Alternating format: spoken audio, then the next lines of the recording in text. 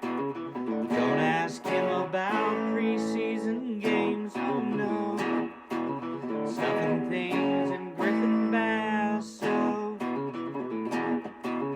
Despite it being on the internet, he can call it what he wants, so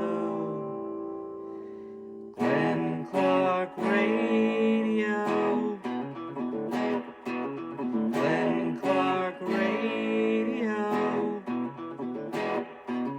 Glenn Clark Radio.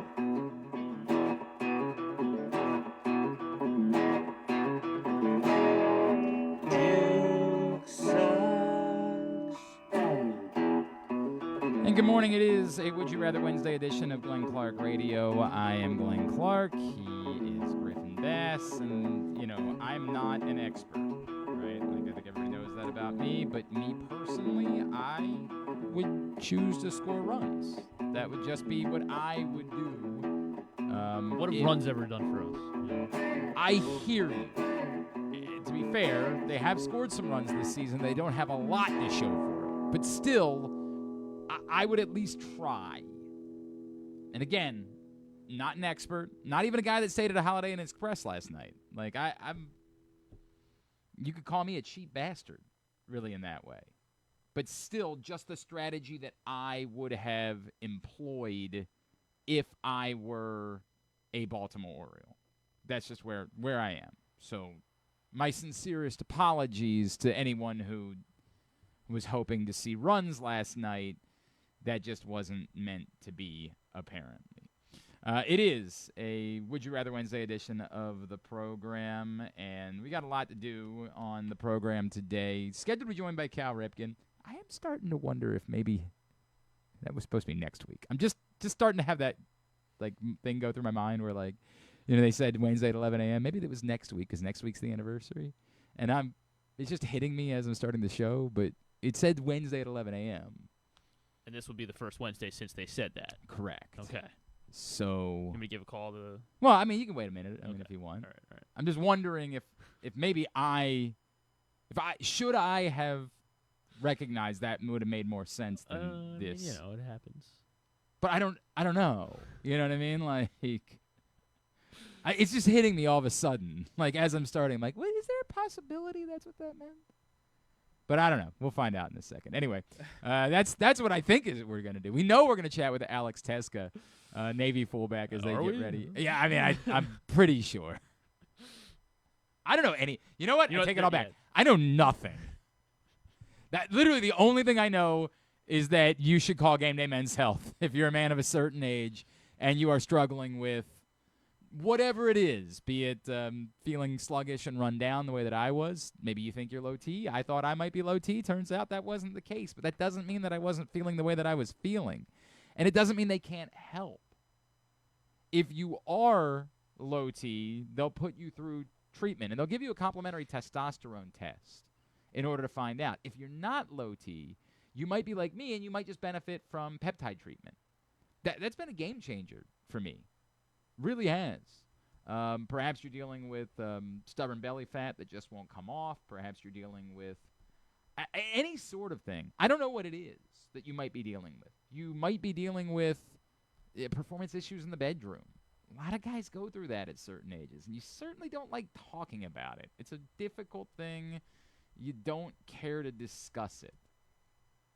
So it's a safe space. It's somewhere you can go where you can and you'll feel comfortable around the folks there. It's something I always talk about whenever I'm there, man. The moment you walk in, you don't feel like you're just sterile. Like, I go to a doctor today, and I'm just like, ugh. Nothing about that experience is pleasant. This isn't like that at Game Day Men's Health.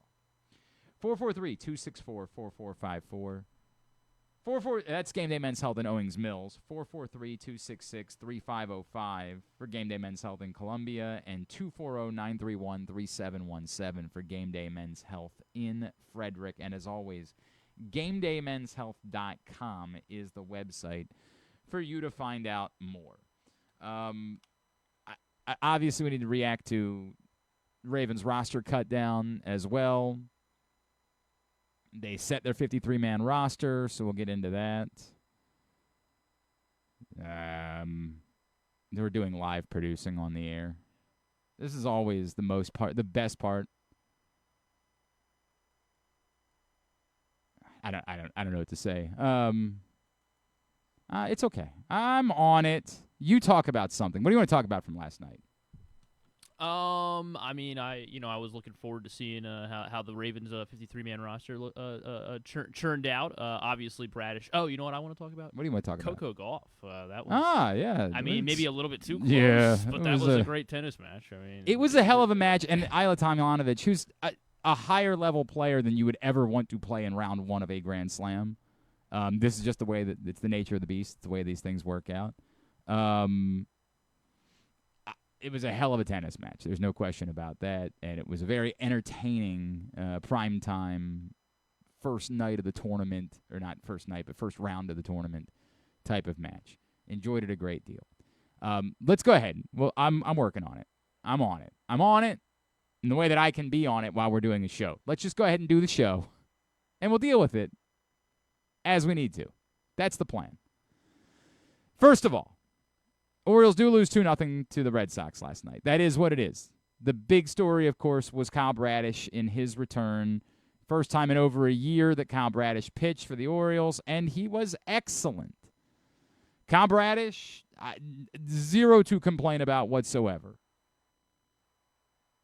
As you see his numbers up on the screen, Kyle Bradish works 6 innings, allows the 2 runs on 4 hits, strikes out 10 Red Sox.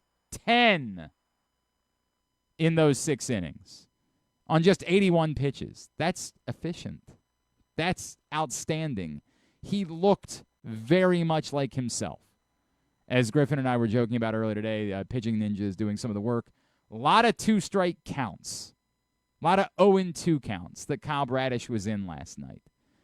Everything about it was incredibly encouraging.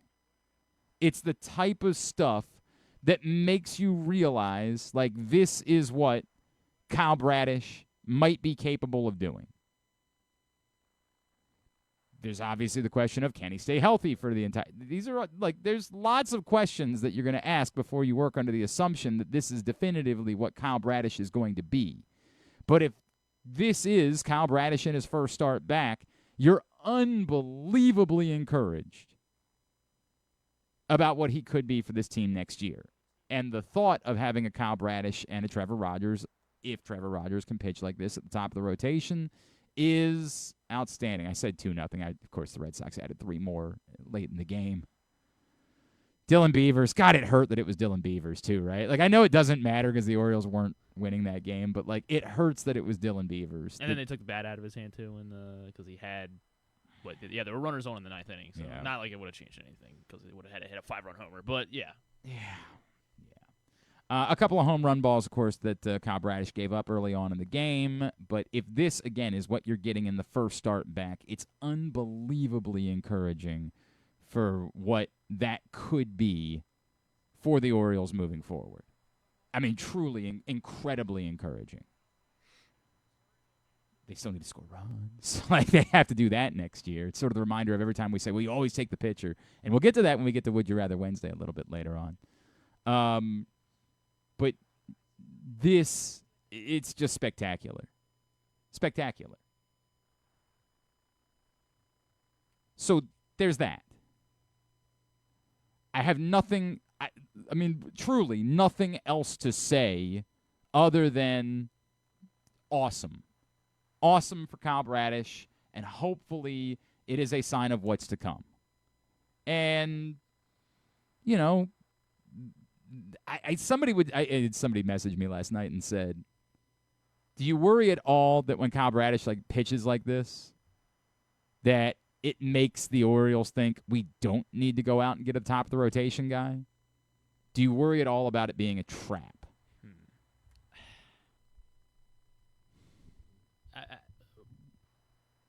I guess with this front office, it's fair to say that. But I mean, they did go out and get. Did they know when they got Corbin Burns? The idea that they got when they got Corbin Burns is that they knew that Kyle Bradish wasn't going to be available until June. Mid-May. and they had an inkling that if he was available, it was only going to be 6 weeks or whatever it was. I don't know about that part, but the Yeah. understanding that I've had is that they knew that he wasn't going to be available until June when they made the move. And this is the problem, right? Like the problem is you don't ever want to think about this one way or the other. Well, and hopefully 2024 can be a lesson too. It has to be that you both have Kyle Bradish. And if Kyle Bradish pitches like this, awesome. But it has to be that you both have that and you're still aggressive to add top-ish starting pitching. And the answer might not be Zach Gallen, but it's someone that you believe could be at the top half of your rotation. It's a known. It's not an experiment. It's not a, it sure as F isn't a Charlie Morton or a Tomo Sagano. It's a known commodity. It's a, I guess the better way of saying is, it's a wild card series starting pitcher. It's a top 3 definitive starting pitcher that you're adding. And you're not just saying like, well, maybe Grayson Rodriguez will be back and could be, or none of that. That's what it requires. It requires you being willing to do that. It requires you stepping up and making that move. Even if you get this version of Kyle Bradish. This can't be what the Orioles then say, see, we're good. We've got the top of the rotation figured out. We got Bradish, we got Rogers, all good. A lot of people overreacting to some of the things Tony Mansolino said last night. One, you're hard-pressed to get me to get too worked up about Tony Mansolino in general. Like, I just don't. I know what Bob Nightingale said yesterday, but I still don't believe that Tony Mansolino could possibly be the manager next season, and I would have thought that Mike Elias's comments after the All-Star break would have made that very clear. Tony Mansolino said, we haven't seen stuff like that out of the rotation all year. Now, we've got guys with good stuff, but Bradish, if he stays healthy, it's ace-type stuff. It's ace-type pitchability. It's absolutely an ace mentality.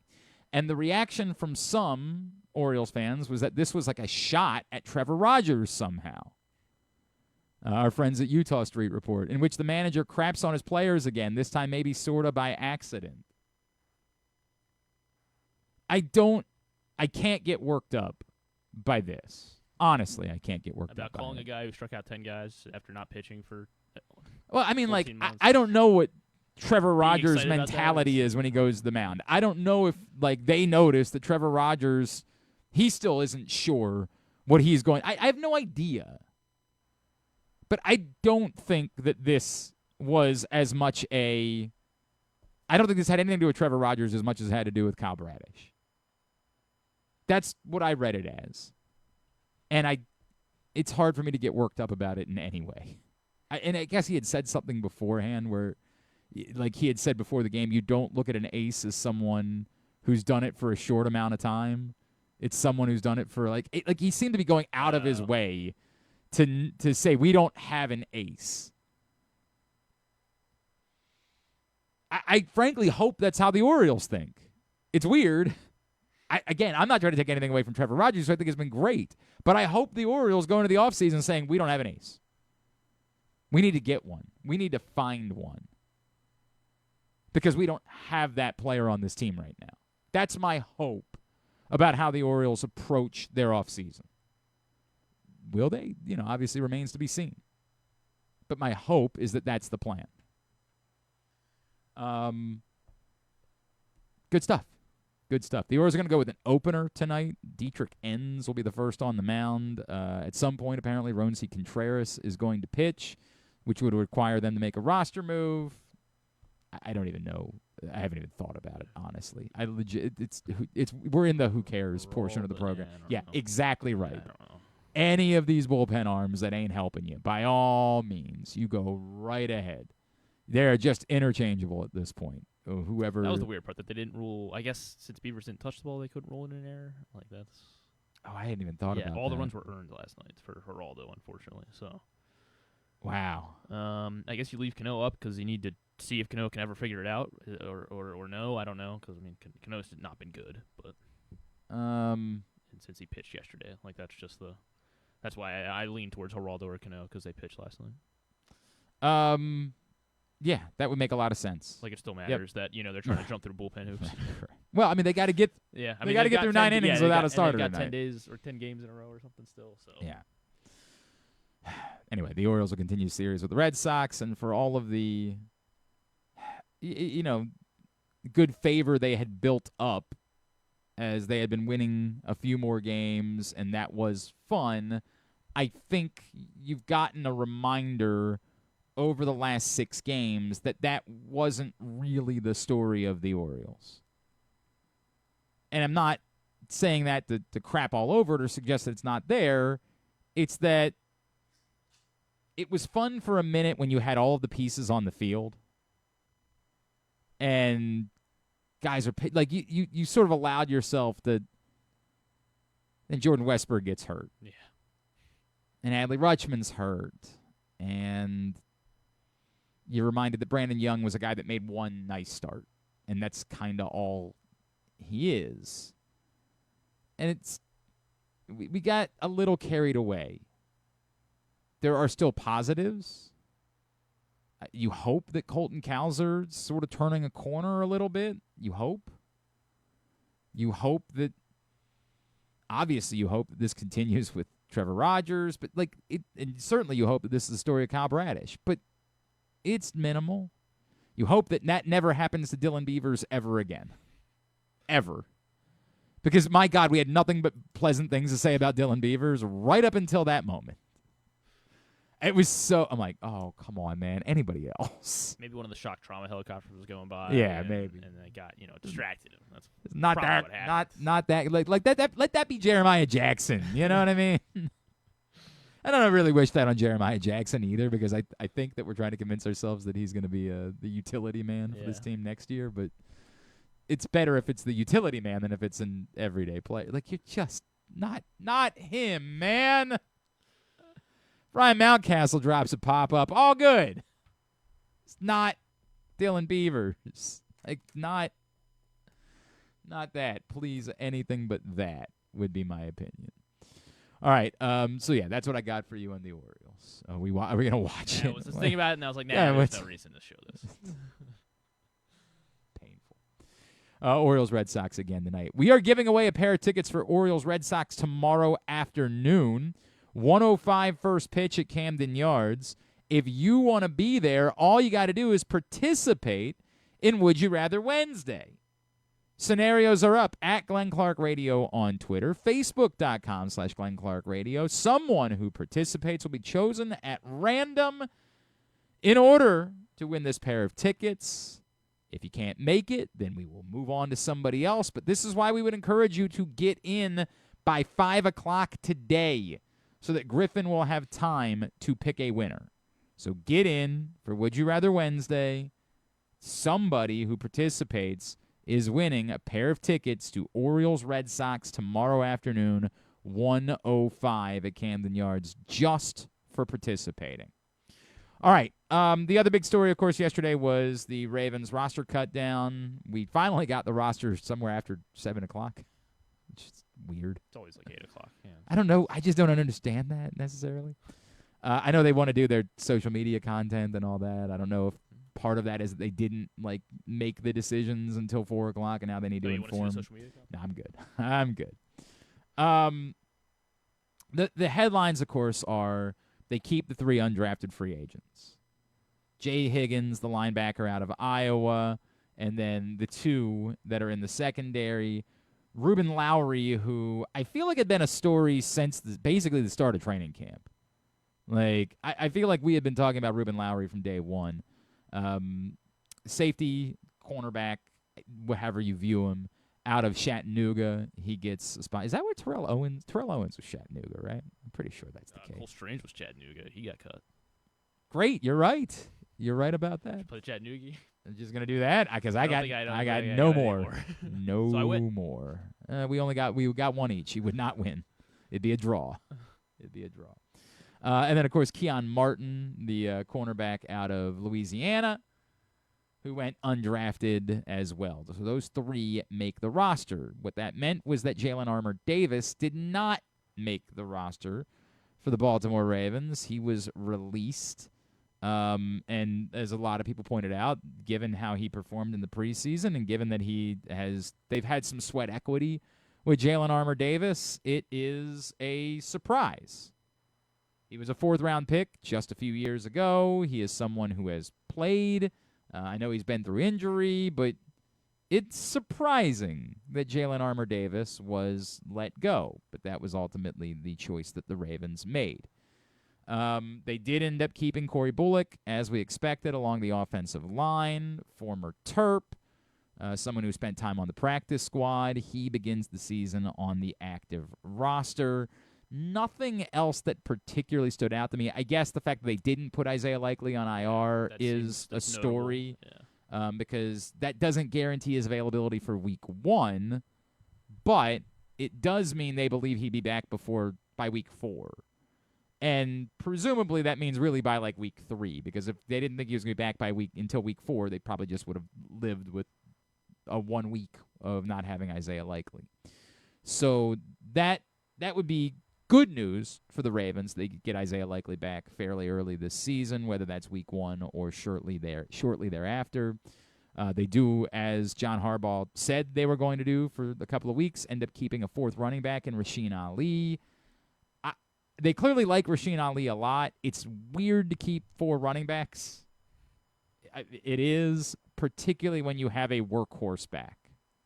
Particularly when there's not many snaps to go around. Now, I get it. Keaton Mitchell is going to be involved as a returner. And Justice Hill has always been involved in special teams. And, these are all special teams guys. And that's part of the way that they that's part of the way that they go about making the team, is that they are special teams guys. But it's just odd in general for a team that knows that a certain, and whatever the percentage is, a certain percentage of their snaps is going to go to their workhorse back. It's odd to have. There's no competition here. It's not like they're still trying to figure out who the featured back is going to be, or it's a case where they're planning on splitting the carries between 2 backs the way that J.K. Dobbins and Gus Edwards did. They know who their guy is. So it's odd, but it's not. Again, it's more about special teams for all those guys to make the roster. And I feel like that was it that jumped out at me. Brent Urban was released, but the thought there is that because he's a vested veteran, they'd be able to bring him back and probably put him on the practice squad, and they could give him a couple of practice squad call-ups, and then they could make a roster decision at some point if someone gets hurt. Apparently, as Pro Football Focus pointed out, Jay Higgins was the highest-graded linebacker in the entire NFL in the preseason. Just remember this, folks, when Glenn tries to tell you preseason doesn't matter. I don't think that the preseason games specifically are why Jay Higgins is on this team. A lot of people here's the final. Here were the stats of the 3 undrafted rookies. There you go. It's definitive proof. Definitive proof that it's just the preseason games. That's it. Definitive proof. Nothing other than that. But there you go. That's the Ravens roster. None of these guys are likely to be the difference makers, the reasons why the team wins the Super Bowl or not. But hey, look, man, Jay Higgins, the litany of undrafted linebackers in Ravens history. Donnell Ellerbe, Jameel McClain, who are both part of the Super Bowl 47 team. The Ravens, specifically at the inside linebacker position, being undrafted to me doesn't mean that Jay Higgins couldn't be a regular part of the rotation at some point. I think there's a harder path for that for the 2 defensive backs. But, Trenton Simpson didn't nail down the spot a year ago. We'll see how that plays out this year. If you missed Stan the Fan, Ross Grimsley, and Luke Jackson talking baseball on Monday, you can find it facebook.com/PressBoxSports, youtube.com/PressBoxOnline, or PressBoxOnline.com/video. As always, Stan's show is brought to you by the Costas Inn and the all-new Costas Inn, now open in Timonium at the Grandstand. 1 week from Saturday is a very important anniversary. Griffin, I'm sure you know it is indeed the 30th anniversary of my 12th birthday. Wow. Yep. Yeah, and happy birthday. It's cool that the Orioles are going all out to celebrate it. I do appreciate that from them. I hear there was also some baseball thing that happened. Is that what you're going to say now? Every birthday we've in your had 40s? Cal and I have had this conversation every year or every 5 years, the last few years. Of course, the Orioles are celebrating the 30th anniversary of 21-31. The great, the legend, the Iron Man, Cal Ripken Jr. is with us this morning here on GCR. Cal, it's Glenn. It's always great to catch up with you, sir. Thank you for taking the time for us, as always. Yeah, Glenn, good morning. It's interesting when you talk about the anniversary. My daughter says, we have a 30th anniversary coming up, and she refers to her first day of school. That's her anniversary. Wait. And September 6th, I don't know if you remember, September 6th also was the year after 1995, was when Eddie Murray hit his 500 Exactly home run. right. So, Cal, I thought, as a young man, I was 12 and 13 years old on those birthdays. I thought that somehow, like, I was destined to be a Baltimore Oriole because you all were making history on my birthday. I thought there was some cosmic connection between what you were doing and the fact that September 6th was my birthday. But as it turns out, I had to settle for this. That was the way that it worked. By the way, I've never been too much. I always didn't really love the attention from an anniversary or even I never went to my reunions. I think always that I thought, it's not productive looking back. It's more fun looking at now and looking forward. But I got to tell you, for some reason, and maybe it's because I turned 65, I'm enjoying this kind of look back 30 years into it, kind of remembering, rumor has it that Rafi and Bo might be at the stadium on September 6th. And just thinking about that and reviewing the conversation about the lap and them pushing me down the line, it gives me a little bit more thrill, at this stage of my life, and so I'm looking forward to a lot of the aspects on September 6th. We felt in that moment like some reluctance from you when they were trying to push you out to do the lap, and that you, knowing everything about you, you just sort of wanted to play. Let's just play the baseball game. Like, what are we doing, man?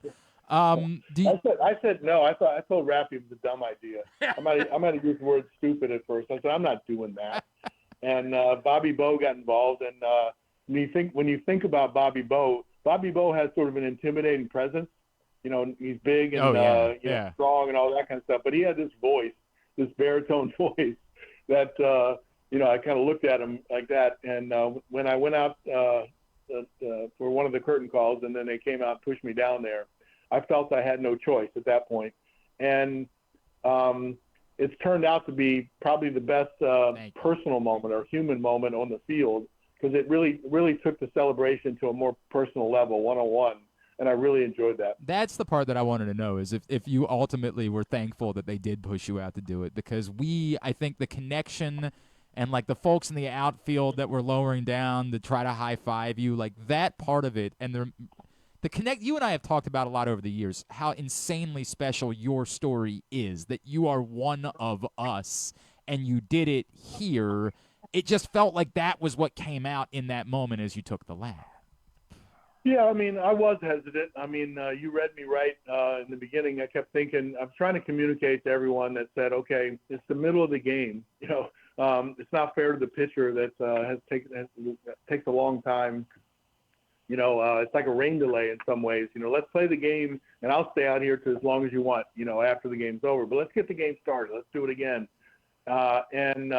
I got to tell you, probably a quarter of the way down the line when I started shaking hands, I could care less whether the game ever started. Yeah. It was official. They couldn't take it away from you at that point. It was really weird. Did you ever think of a game, in the middle of a game, becoming official in the fifth inning? No, I'd never considered it until that moment. Only in rain delays. So when they started dropping the banner off the warehouse or whatever else, and they did it in the fifth inning, the first time it happened with John Tesh's music, I was like confused. I think we all were kind of confused, like, what's happening? Why is this happening now? And it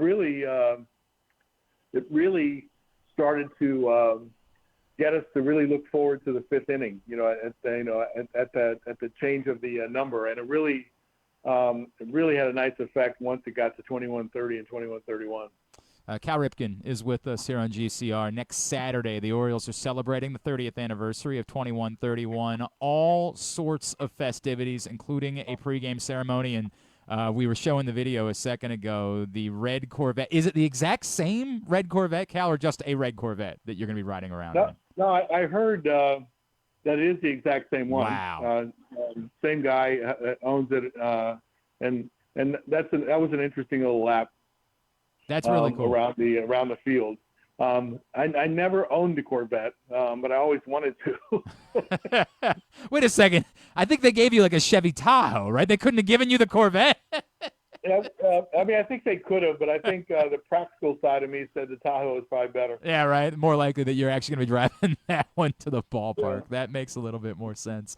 Cal, we've talked about a lot of the stories surrounding the game over the years, and I know in particular the Jim Gott story has always been special.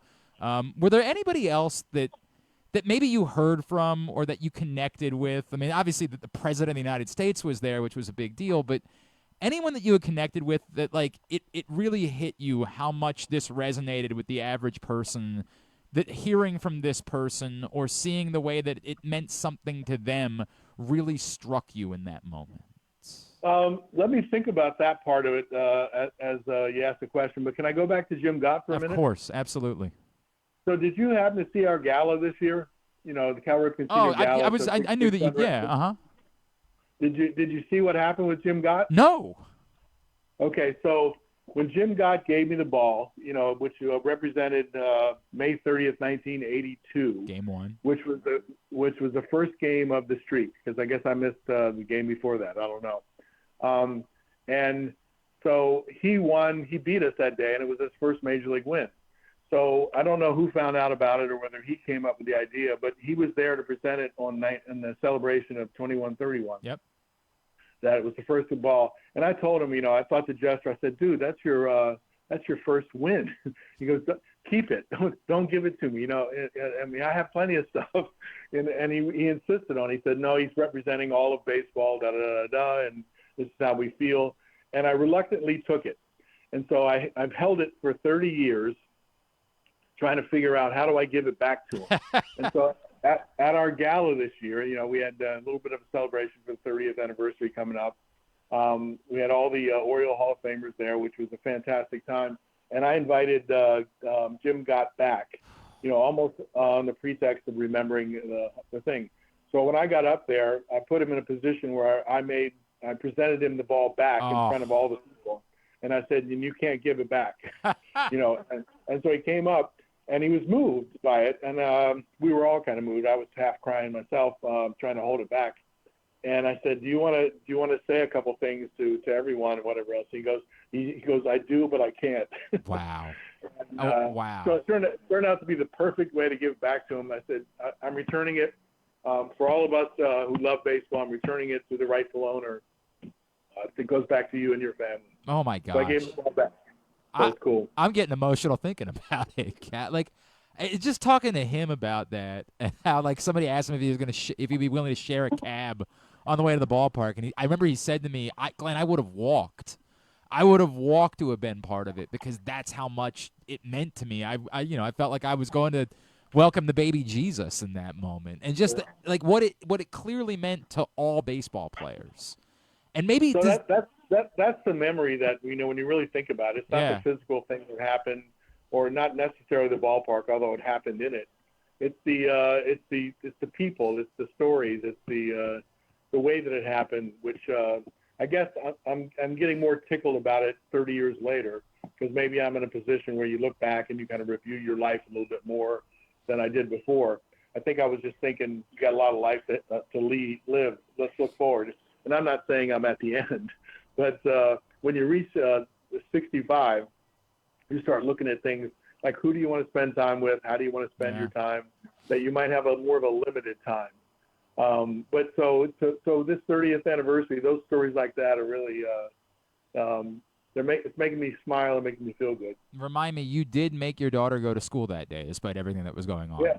Oh yeah, I took her to school. Yeah, even though and I was getting very little sleep at that time.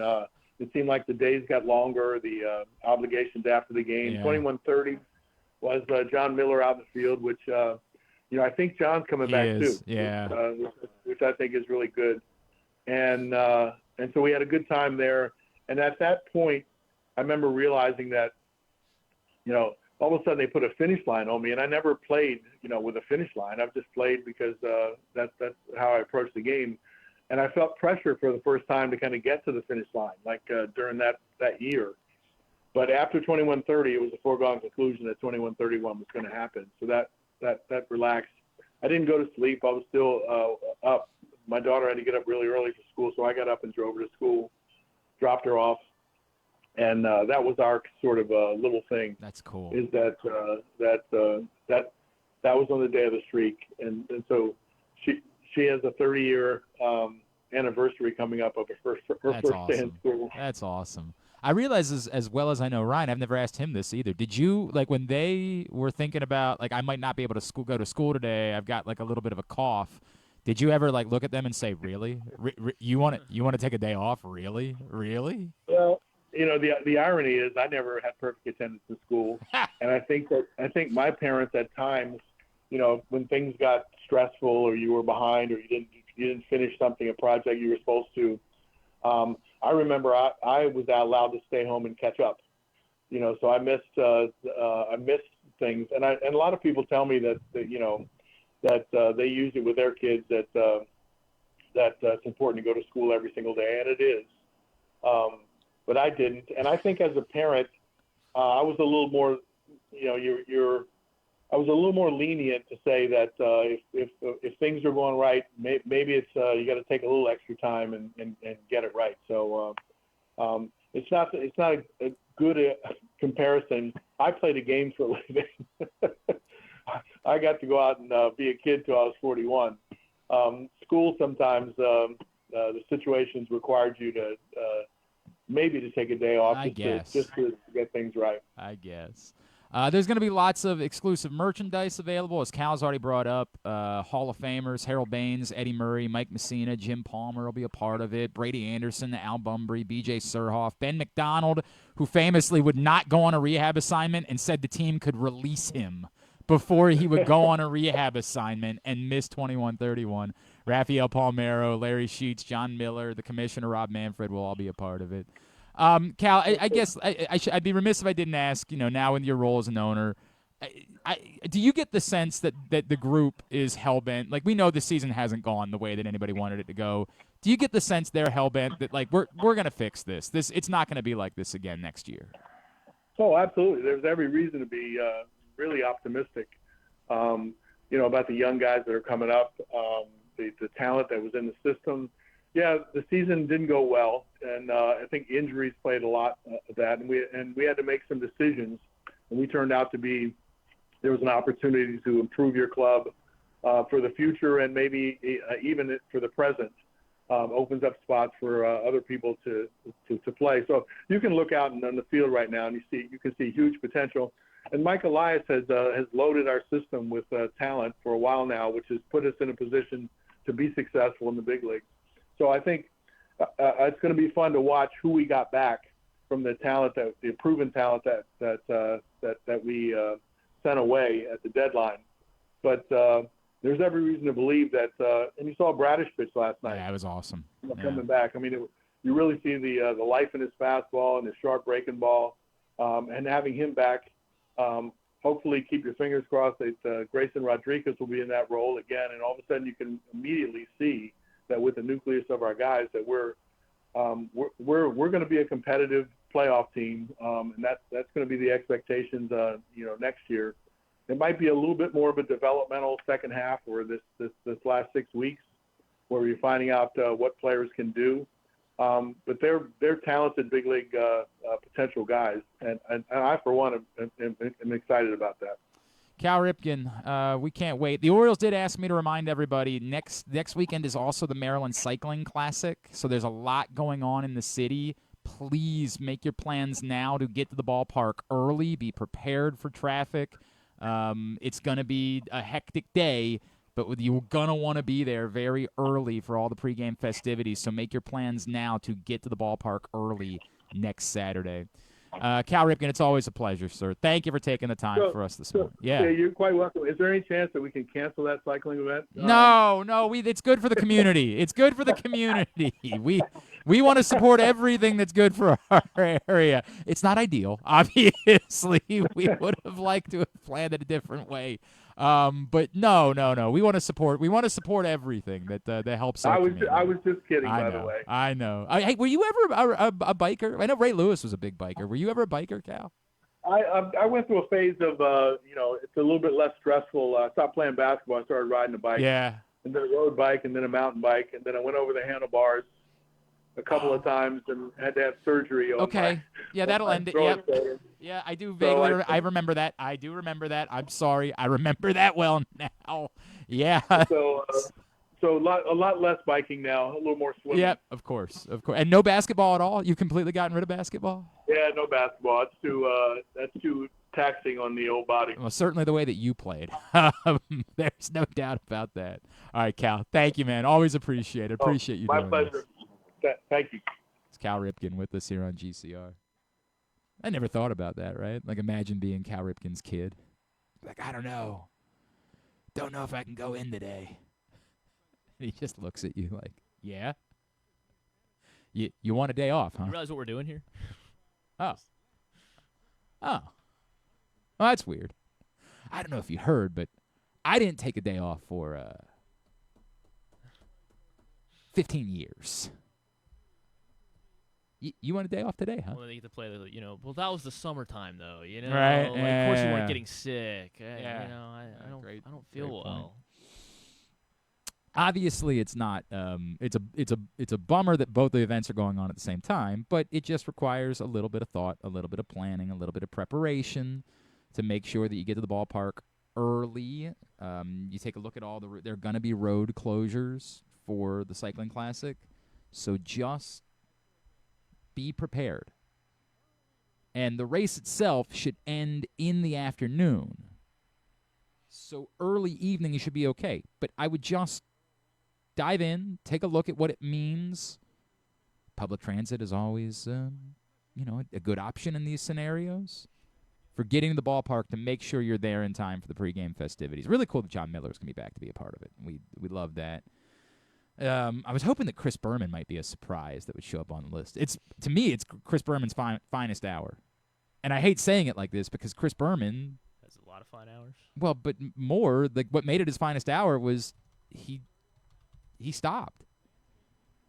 He called the game, and when everything unfolded in the fifth inning, he stopped talking.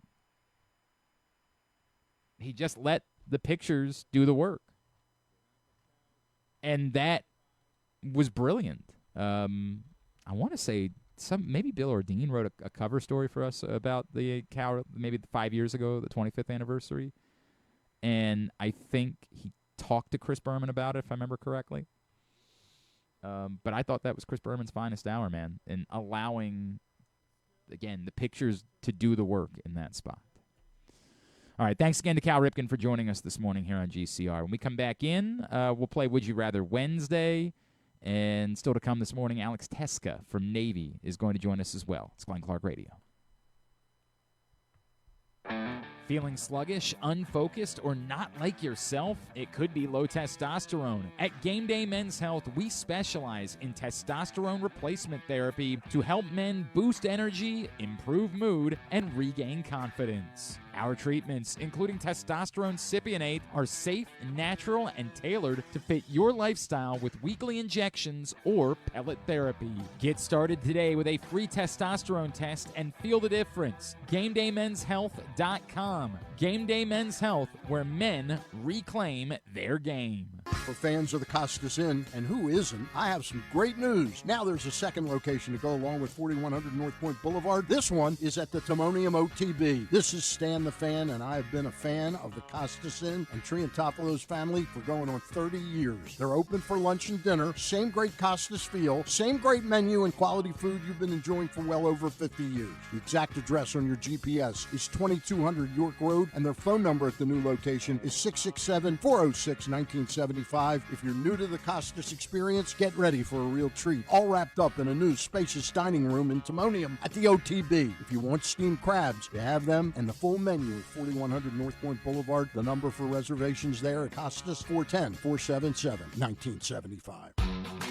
Get ready, Baltimore. On Saturday, September 6th, the world's top pro cyclists return for the Maryland Cycling Classic, America's top pro road race. Cheer on elite men's and women's teams from around the globe as they battle it out on a brand new circuit through Charm City. Enjoy a free festival, fan zones, and all the action at Harbor Point and the Inner Harbor. Watch live on Maryland Public TV or join the live stream at marylandcyclingclassic.us. Don't miss the speed, the strategy, the spectacle. The Maryland Cycling Classic, September 6th in Baltimore. This August, give your game day an upgrade at Live Casino. Enter to win an ultimate football package. We're giving away over $50,000 in game-changing prizes on Friday, August 29th. Earn entries daily for your chance to score a 100-inch TV, a state-of-the-art soundbar, and so much more. Don't sit on the sidelines. Make your play at Live Casino at Erndale Mills. Must be 21. Please play responsibly. For help, visit mdgamblinghelp.org or call 1-800-GAMBLER. Gambling can be a fun and entertaining experience, but there are risks involved. If you're planning on betting on the game at the casino or on your phone or computer, know your limit, stay within it. Set a budget and a time to stop. Remember, gambling isn't a financial solution, and it doesn't mix well with alcohol or drugs. Know the risks and have a plan before you begin gambling. For free and confidential services, call 1-800-GAMBLER 24/7 or go to helpmygamblingproblem.org.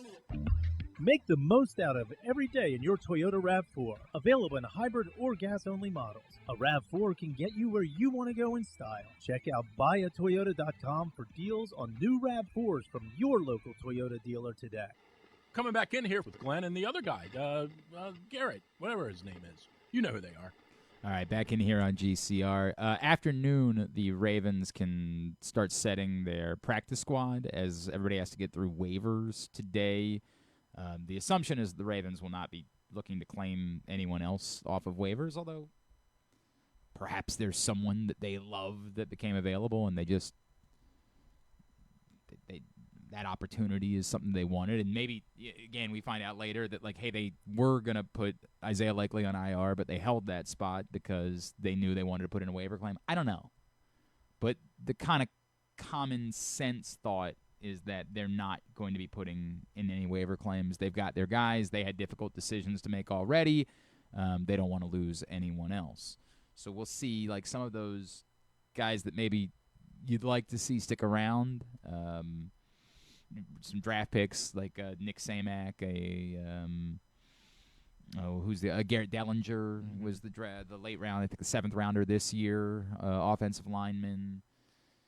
Malik Ham, local guy, who's been in the program for a couple of years, dealing with injuries. Certainly you would think would be a candidate to be on the practice squad. I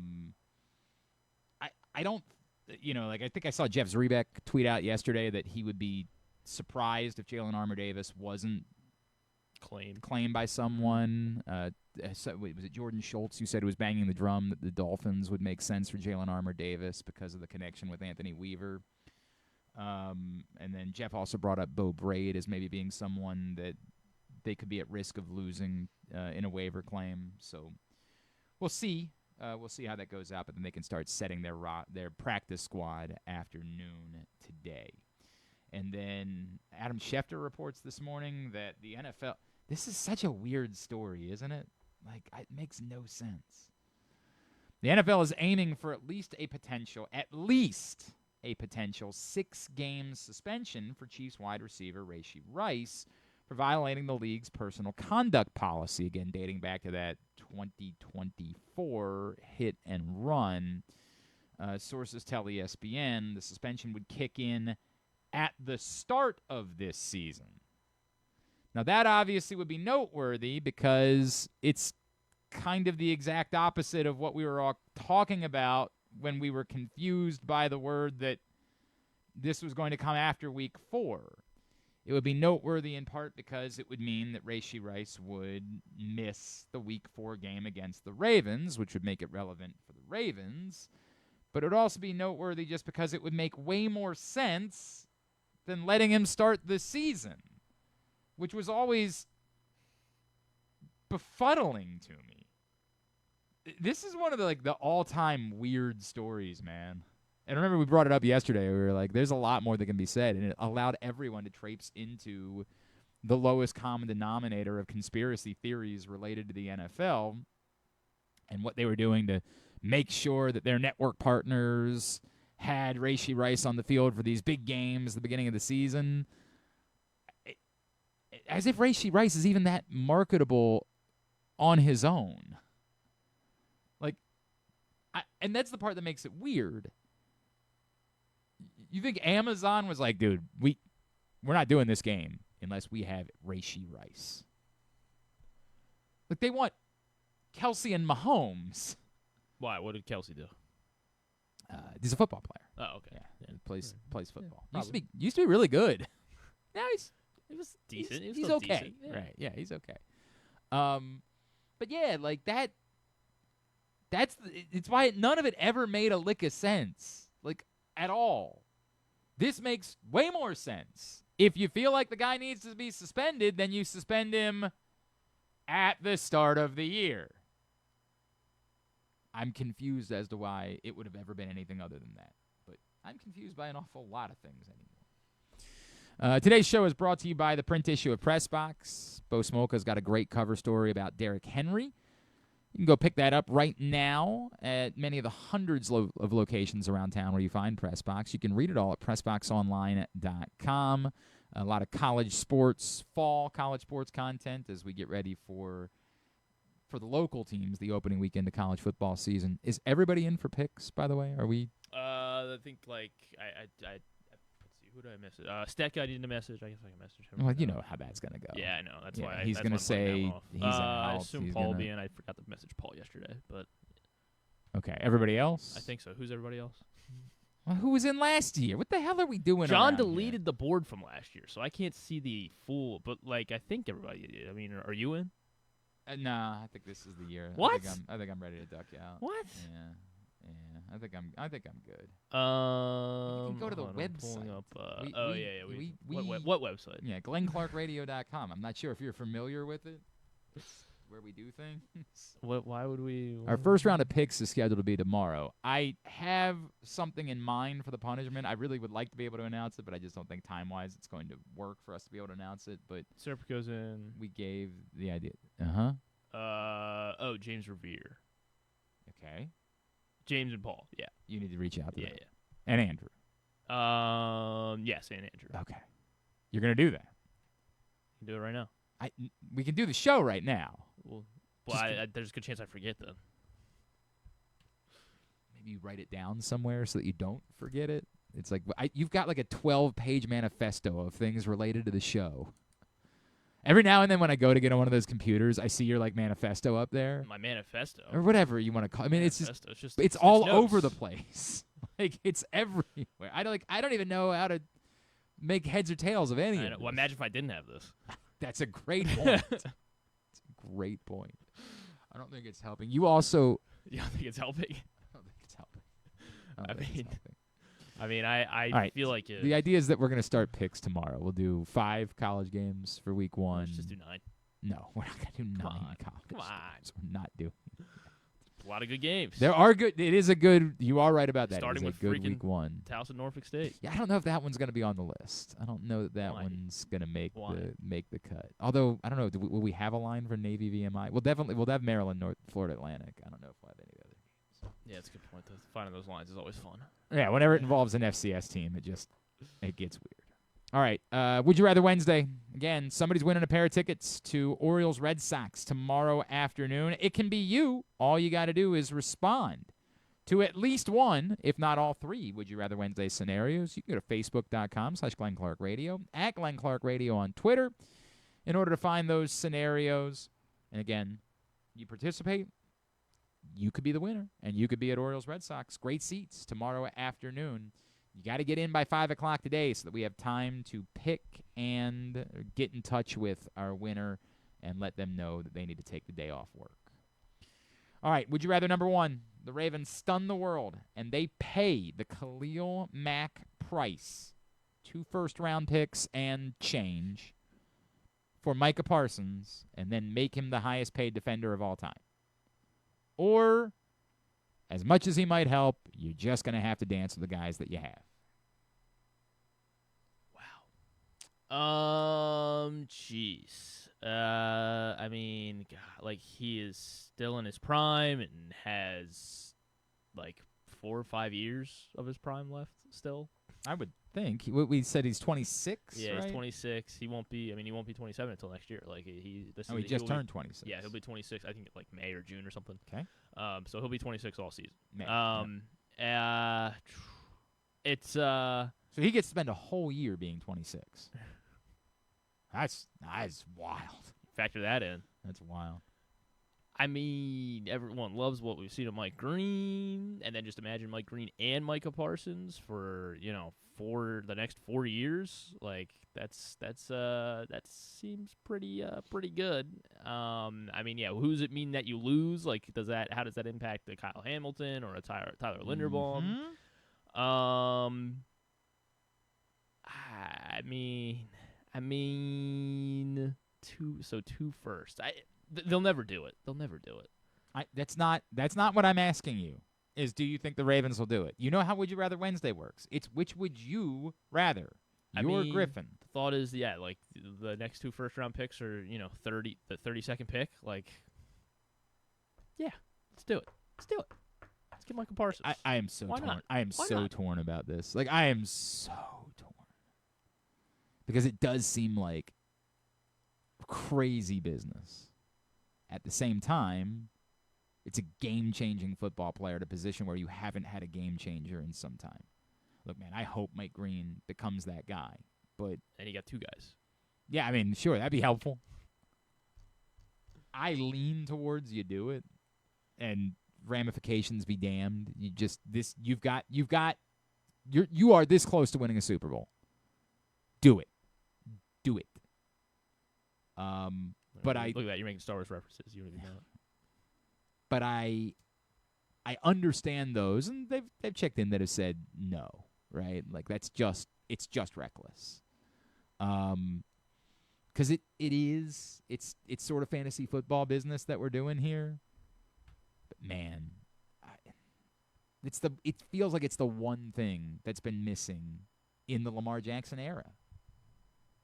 Is just game changer, wrecker, force. And I wrote about it for this month's print issue of Press Box. Like, for as much as we talk about the turnovers the Ravens commit in the playoffs, and don't get me wrong, like they need to fix that. What they don't do, the big plays they don't make in the postseason, stand out as well. Get the Chris Jones, They've created 2 turnovers. 2.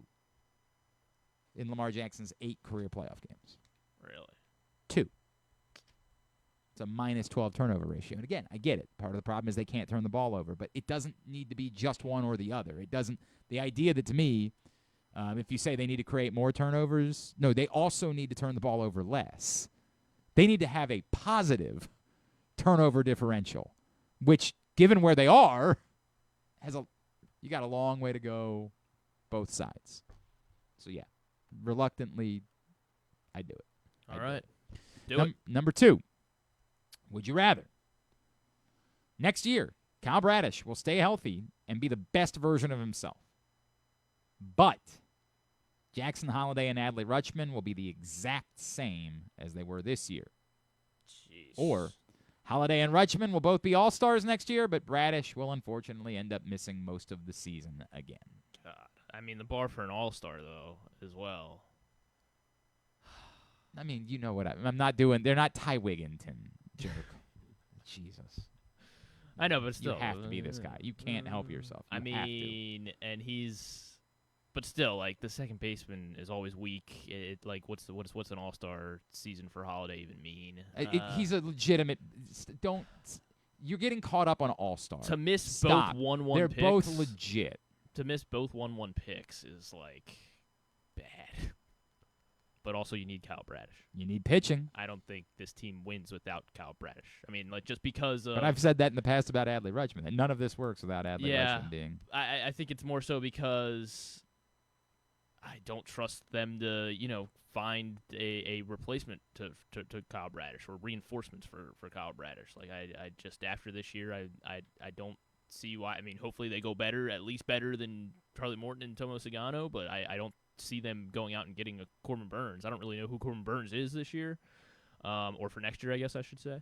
But Framber Valdez. Oh, no, you mean for a trade. Right? Yeah, well, there's a trade, but like Framber, Cease. But Framber's having a good year, but even Cease, is it Sandy? Is it Bryce Miller? And they're both having down years. Mm-hmm. So I literally mean I'm just not sure Corbin Burns even exists,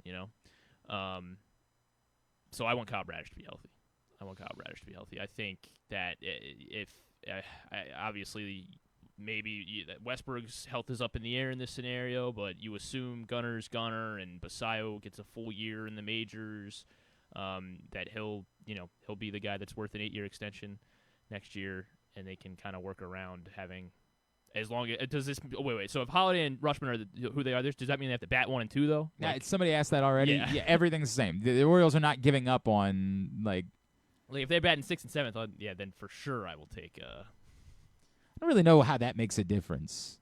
Holiday's not a leadoff hitter. I don't disagree with you, but then who is? Gunner. I would like to see Gunner lead off. I mean, I think there's a have, lot of benefit of him batting third, but I think that requires you getting someone else in the lineup that you can count on. They were the best team in baseball when he was leading off the last 2 years. I understand that. They had Anthony Santander. Yeah, well, go get Anthony Santander. And maybe Samuel Basayo will be your 35, 40 home run guy. Maybe. But I want Kyle Bradish to be healthy. I think watching last night, I mean, it's so much fun having a good pitcher. I understand that. I definitely get it. I just feel like the cost of Adley Rutschman and Jackson Holiday both never is too much. Like what Bob Nightingale said though yesterday, there's going to be somebody that says, "Well, Adley was an all-star." No, but now he's on the team for another year, and he stinks. Well, you trade both these guys. Yeah, you're not trading them; they're on the team. I know. Well, they're bad next year. Then you right, trade but them then there's no way that after 2.5 years of Adley Rutschman, that's how we get everybody because 27 there's no season, and then boom, we trade Holiday and Rutschman. That's the way that it works. Yeah. And number 3, would you rather? You have to spend the next week doing nothing but Taylor Swift, Travis Kelce content. And when I say nothing but, I mean 16-hour workdays. You are making content, reacting content. You can't do your fantasy drafts. You can't watch sports. First weekend of college football. 100%. This is all you can do because your business has decided they have to capitalize on this moment. They have to. They've got to get their attention. Are you giving me a warning? Look, man, the overwhelming majority of it stunk. There were a couple that were decent. There were a couple yesterday that were okay. But overwhelmingly, it all stunk to high heaven. Most of you were doing wretched content yesterday. Wretched. Just desperate. How do we get our clicks out of this bad? Look at that flower setup. Come on. It's beautiful. Awful content. Anytime people go back and relive Travis Kelce's... You hate love? Yes. That's what it is. I do hate love. Anytime people go back and relive Travis Kelce's old tweets, that's decent content because they are objectively hilarious. But other than that... What were some of his old tweets? He would be like, you guys ever think about squirrels? Travis Kelce just hasn't... whatever age this would have been. Hang on a second. Let me pull it because one of my buddies was retweeting some of it yesterday. I see what it is. You're jealous of that ring. That's definitely. I would like that. I wish I could marry Travis Kelce. Oh, hang on. Now I gotta comb through. I guess that doesn't matter. So I have to do this. That's my only option in this. There's no or. Or you can get out of it if you spend 15 minutes at the Burning Man Orgy Dome with your parents. Or if you're like, my parents are awesome, then you got to pick the prudest members of your family.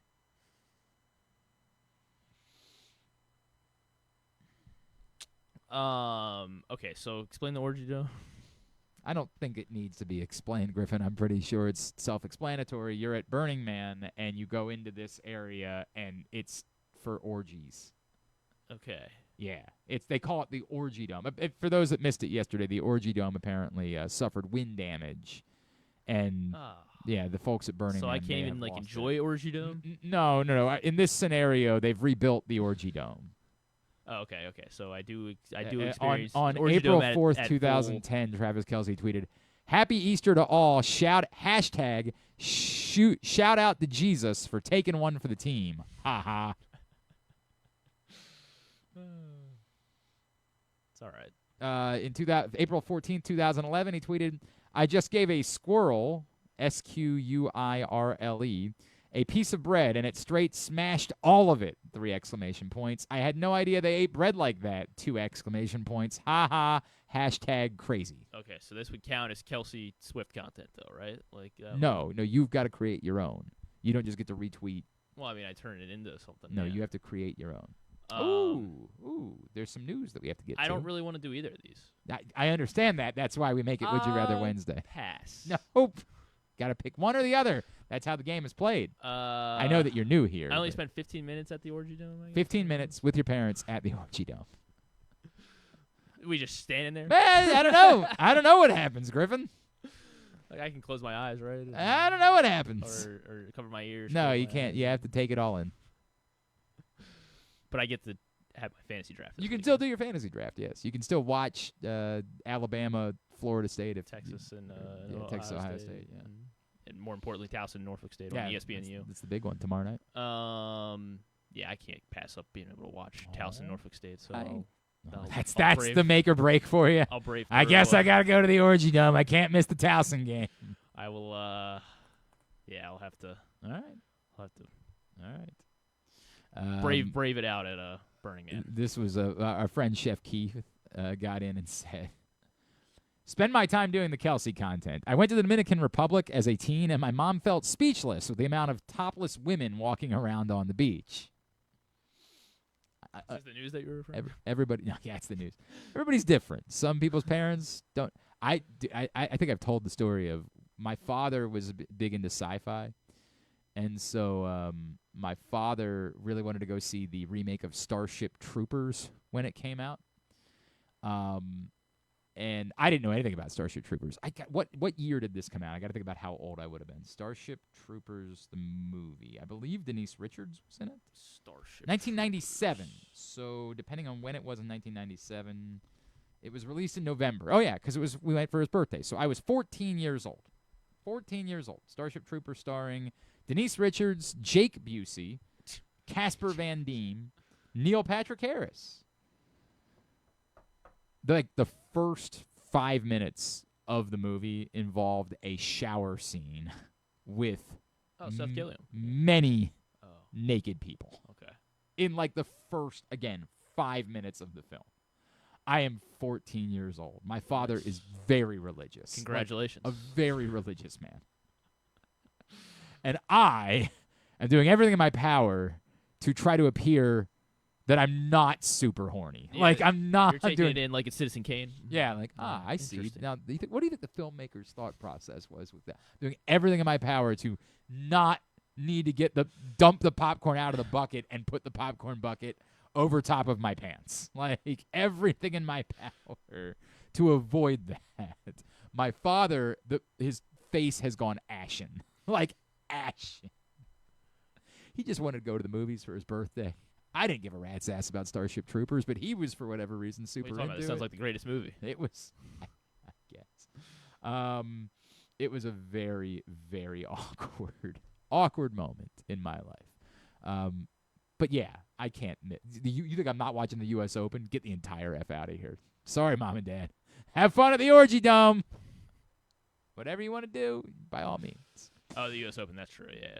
That's the one. That's the one. That is true. You can't miss that.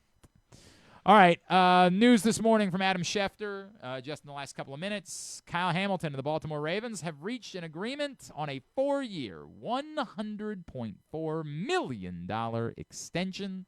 That's not the Micah Parsons trade. That's not the Micah Parsons trade. It's not. That is a good point. It's not that. But it's still good. I think they'll still take it. It's the largest for a safety in NFL history. The deal, negotiated by Kyle McCarthy and Brian Murphy of Athletes First, includes $82 million guaranteed, which surpasses the previous record of $45 million by a good bit for a safety. Wow. I guess the question is, what does this do for them immediately cap-wise?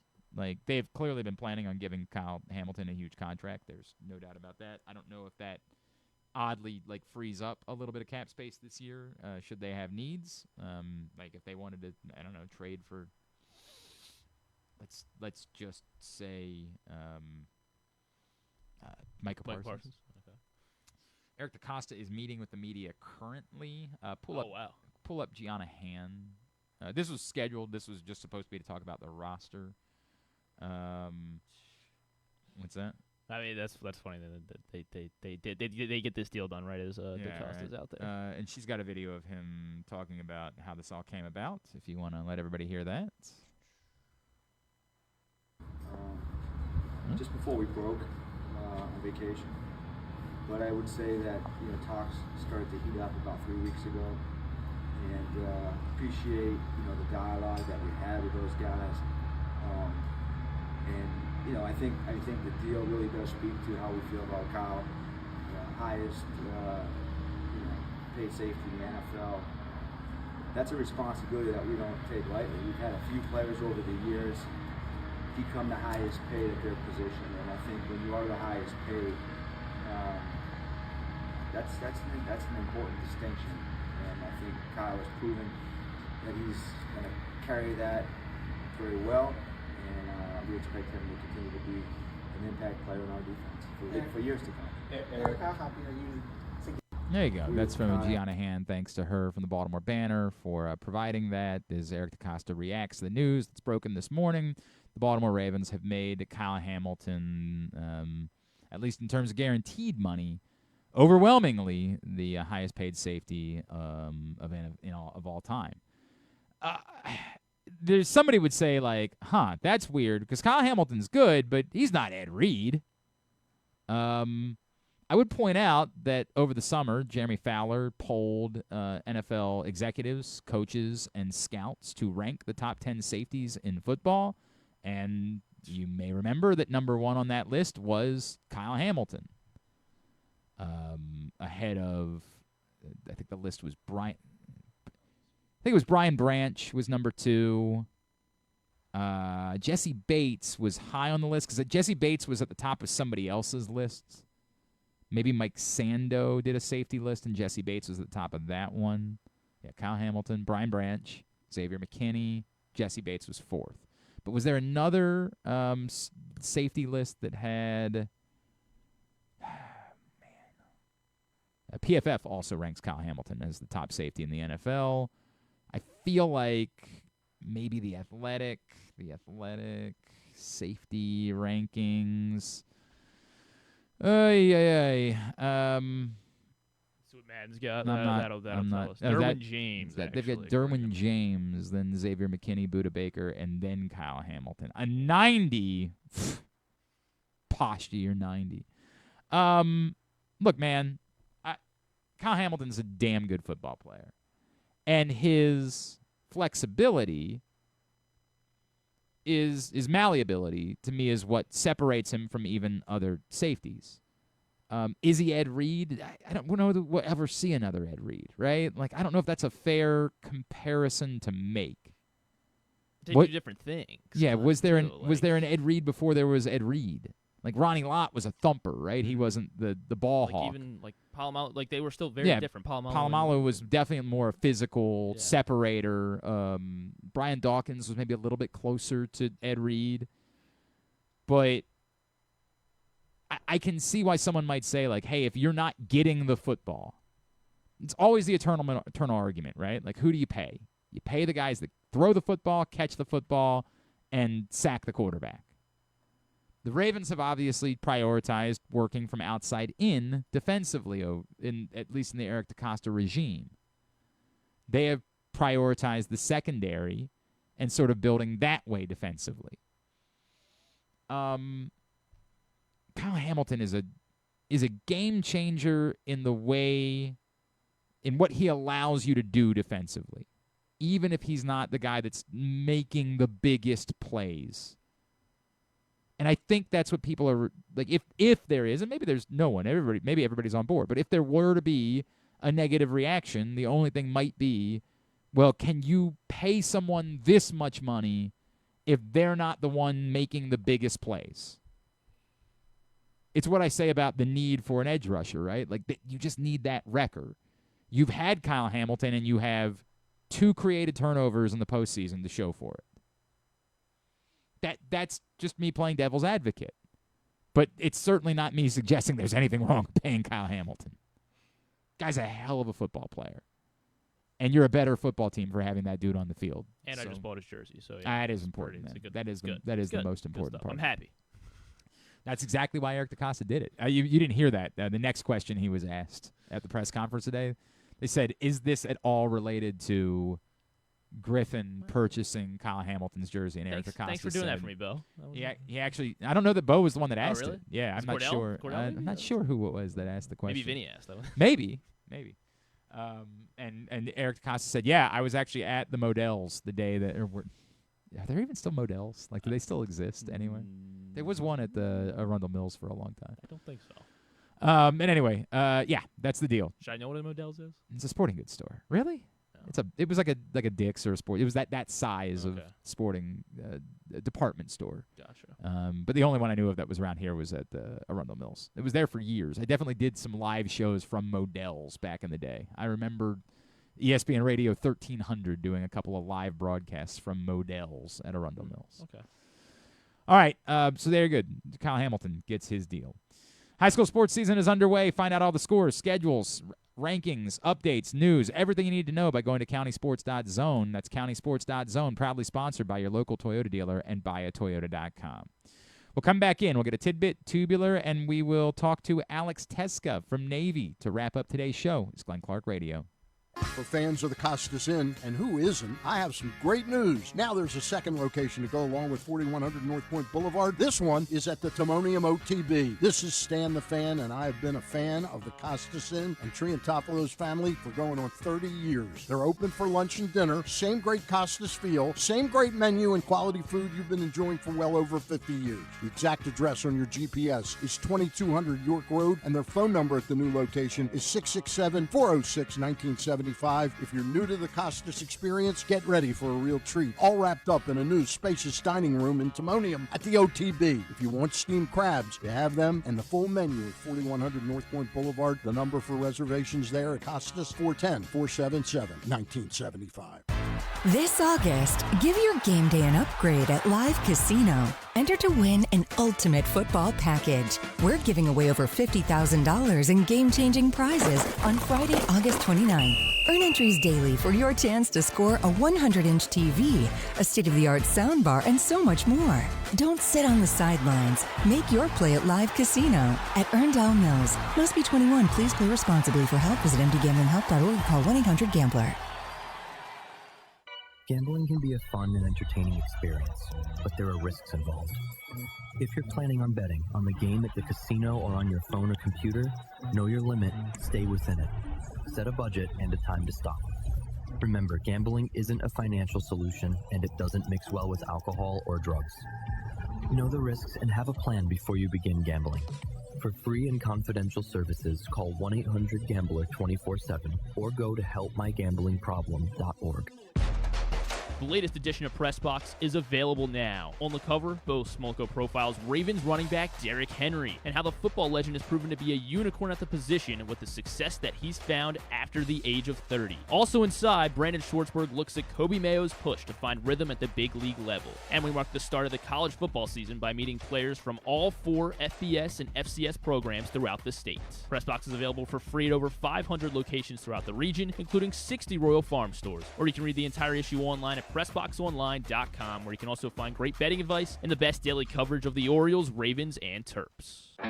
Feeling sluggish, unfocused, or not like yourself? It could be low testosterone. At Game Day Men's Health, we specialize in testosterone replacement therapy to help men boost energy, improve mood, and regain confidence. Our treatments, including testosterone cypionate, are safe, natural, and tailored to fit your lifestyle with weekly injections or pellet therapy. Get started today with a free testosterone test and feel the difference. GameDayMen'sHealth.com. Game Day Men's Health, where men reclaim their game. Contrary to what some people believe, I actually like this guy when he sleeps. Glenn Clark, talking sports. I can't exactly tell what you're showing me right now, Griffin. Griffin's showing me a picture of Yasmin Paolini from the U.S. Open yesterday, and I seriously can't even tell what this picture is. But it's her face through the racket. I think because there's it's like the logo of whatever the tennis racket brand is, and then that's so her wild. face happened to be lined up right through it. Very wild. Very wild. All right. Yeah, very good. Anything else we needed to cover today? Anything else we needed to touch on news-wise? The Rashee Rice thing is finalized. His team accepted it. Like they've accepted the they 6-game have suspension. Yeah. Okay. Pelissero said that, I believe. Okay. Yeah. The Orioles put out their schedule for next year yesterday. Yes, he is expected to be suspended 6 games. I guess the question now becomes, when do you draft him? No, fantasy-wise, yeah. Yeah, because you're still going to draft him. Yeah. It's just now where. Where was he going before? I saw somebody say that they think this is better for his value because now you know when he's available, right? Does this help Kelsey because he'll be better for the first 6 weeks? Potentially. But then also you're not sure what you're going to get the last 6 to 8 weeks of the fantasy season.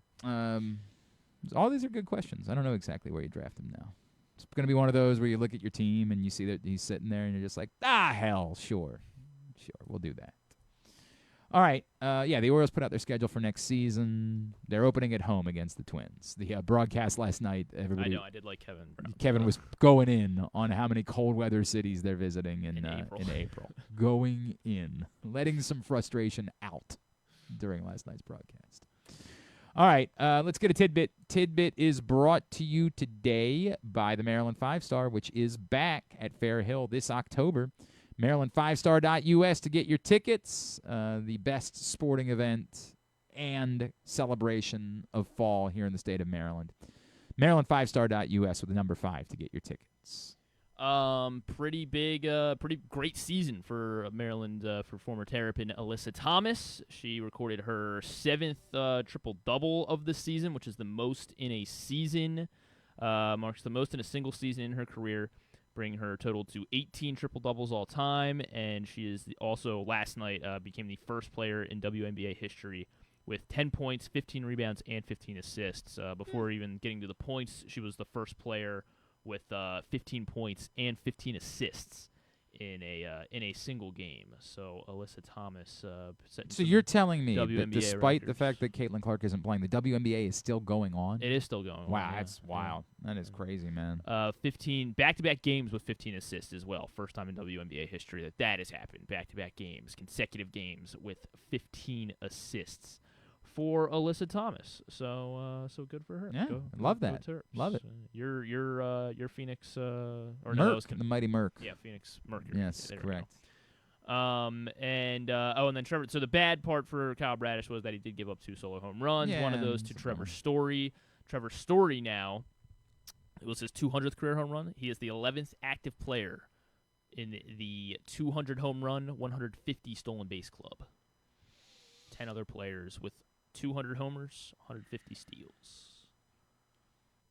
Okay. Acuna. Not yet. That's surprising. I think the home run. Yeah, I guess probably has to be. I mean, it's definitely not the stolen bases, right? Yeah, we was 100 last year. Altuve. Sorry, I clicked out. Oh, thank you. Good. Oh, he's at Good 180. Acuna is. Oh, Altuve, nice. no. Oh, Really? sorry. Yes. My bad. Sorry. Okay. He's actually got the most stolen bases of anyone in this club. So yeah. Oh, okay. But yes, Jose Altuve. How about Trout? Mike Trout, yes. How many did you say there were? Trying to figure out. Oh, I think it's ordered by age. Okay, that's why I was How trying many- to figure how out. many did you- There's 11 total. So Jesus. Story, Altuve. All right, Trout. Betts. Mookie Betts is on the list. Okay. I know he's not a big stolen base guy, but I'll still try Harper. Yes, Bryce Harper is there. 100 just cleared the stolen bases. Yeah. 151 steals. Yeah. How about Story's at 152 steals, so he. How about J-Ram? Cleared it as well. Yes, Jose Ramirez clears both. Wow, he's got 281 home runs, 279 steals. So Jeez. he's like Jeez. when he steals a base, he also has a home run. Is Andrew McCutchen still active? He is still active, And he's on the list? and he is on the list. Yes, Andrew McCutchen.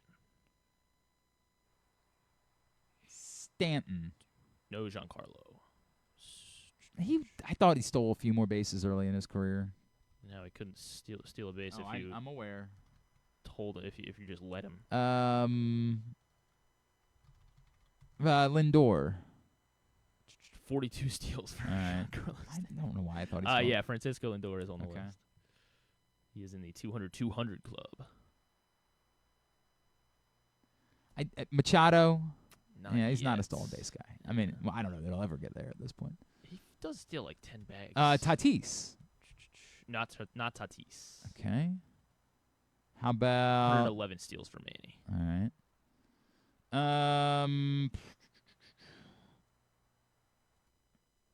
Did I say Ohtani? Not you didn't say him, but Ohtani is on the list. Okay.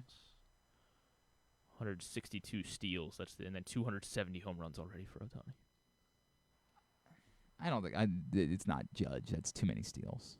Not Judge. All right, who am I not thinking of? There is a Yankee on the list. The current Yankee. There's a current Yankee. Yeah, only 44 steals for Judge. Wait, how many he's got this year? Doesn't have 44 entering the year. So yeah, Judge not Current there. Yankee. 2 more. Yeah. Bellinger? Not Bellinger. Jazz? Not Jazz. I think it's Volpe. Maybe you just don't even know that this guy's a Yankee. Okay. It's possible.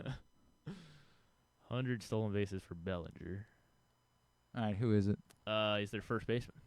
Oh, Goldschmidt? Paul Goldschmidt. I just wouldn't have expected Goldschmidt to have 150. He had like some wild streak All where right. like he hadn't been thrown out on the base paths for like 7 or 8 years, and Okay. yeah, he would just like sneak in 20 steals. Josh Naylor has like 25 steals this year. That's weird. Like, I mean, the rules helped with yeah, that. yeah, but Goldschmidt was doing this before Yeah.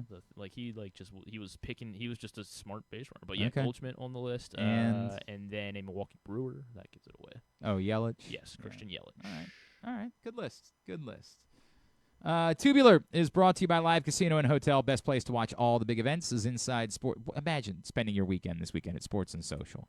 100-foot media wall, incredible food, steps away from the FanDuel Sportsbook, watching all of the college football action, the U.S. Open, baseball. It's just going to be a magical weekend. Inside Sports and Social at Live Casino and Hotel Maryland. Here's what's coming up totally tubular-wise, of course. Orioles, Red Sox, Game 3 of the 4 games set. As I mentioned earlier, Dietrich Enns will be first on the mound, and then Roncy Contreras is scheduled to pitch after that. Brian Bayo goes for the Red Sox, 6:35. For that, the U.S. Open coverage is underway on ESPN. Francis Tiafoe, Martin Dam on the grandstand today. He's not on one of the featured stadium courts, Martin which is Dam? odd. Yeah, Martin Dam, that's his name. I think we do this every time. So I just don't understand. So Coco gets Tomlanovich. And then there was also in the same first round, you have a 90th, top 90 player versus a top 100 player as If well. you're not seeded, you just get thrown in. At the seeded players, everybody that's not seeded just gets thrown into the hopper. Okay. It does not matter if you're 33rd or you're 128th. Okay. Everybody's the exact same that's not seeded. Okay. It's just the seeded players that get preferential treatment. But again, yeah. you could be seeded first and have to face the 33rd ranked player instead of facing the Just 104th. because like Iga steamrolled whoever she had, and Yep. Coco had a 3-hour This match is or just the whatever. way that the draws work in tennis. But yeah, that'll be late this afternoon at the U.S. Open. Francis Tiafoe in action. Everything else, go to GlennClarkRadio.com. Non-sports. Another episode of The Twisted Tale of Amanda Knox, MasterChef. There's just not a whole lot. The Terminal List Dark Wolf series on Prime Video. if Sure. anyone's Big Terminal List. Taylor Kish Taylor Kitsch? I don't know. Kitsch. He's the guy that plays. I believe you. Ben Edwards in the terminal list. If you say so. Thunderbolts is streaming. Oh, right. Yeah, it's on Disney Plus, Yes, right? streaming on Disney Plus today. Might watch that. Yeah. Might depend. Oh no, I don't have the kids. I might have the kids tonight, but I think I have to put them to bed because they've been trying to get one over. They still think it's summer. Did school start? School started on Monday. Okay. They still think they can get away with like not going to bed when we tell them to go to bed. And like in the summer, we don't care, right? Like you do whatever you want. Trying to see what they can get away with. Oh man, last night I swear to God, they were like Coco's playing. Yeah, if right. If they say that, that's what they got to do. No, it's like the right thing. they do the thing where they like they'll pick one of their rooms and they'll both sleep in the same room. And they'll be like, "Oh, we just like sleeping in the same room." And we're like, "I know what's going on. I know what you're doing. You're up there. You're playing. They're sleeping. Yeah, I'm so sure. So sure. Ooh, Mrs. Clark ended up. They love their brothers. She was screaming last night. Oh, she was. Okay. All right, very good. Thanks today to Cal Ripken Jr. Thanks also to Alex Tecza, who we're about to hear from. We'll get all that up in the greatest hits section of the Gavels. Nope, of course not. Why would I have thought otherwise? Tomorrow we'll do some more college football preview stuff. Pete Shinnick from Towson, Damon Wilson from Morgan State will join us, and stuff and things. What we'll get into. We got a lot that we got to do this week, and not a lot of time. Thanks to everybody at PressBox, all of our great sponsors and partners, including Game Day Men's Health, County Sports Zone, your local Toyota dealer, buyatoyota.com, Live Casino and Hotel, the Maryland 5-Star, the Maryland Cycling Classic, 1-800-GAMBLER, helpmygamblingproblem.org. Thanks to Griffin at Griffin_Bass. Follow us Twitter, Instagram, and TikTok at Glenn Clark Radio. Have a great Wednesday evening. Go Birds. Duke sucks. We wrap up today's show. Had to do this a little bit earlier on. Navy fullback Alex Tecza right here on GCR. Football season gets underway this Saturday at noon against VMI. Joining us now, man who had an outstanding season a year ago. He's now getting ready for his senior campaign at the academy. He is fullback Alex Tecza, and he's with us now here on GCR. Alex, it's Glenn in Baltimore. It's great to chat with you, man. Thank you so much for taking the time for us this morning. Yeah, thanks for having me on. I appreciate this. Alex, it's really remarkable for me to think like this is it, right? Like you're reaching the senior year. Can you put into words what the Navy experience to this point has meant to you, and how much it means to you knowing this is going to be the last year for you to be out there with your guys?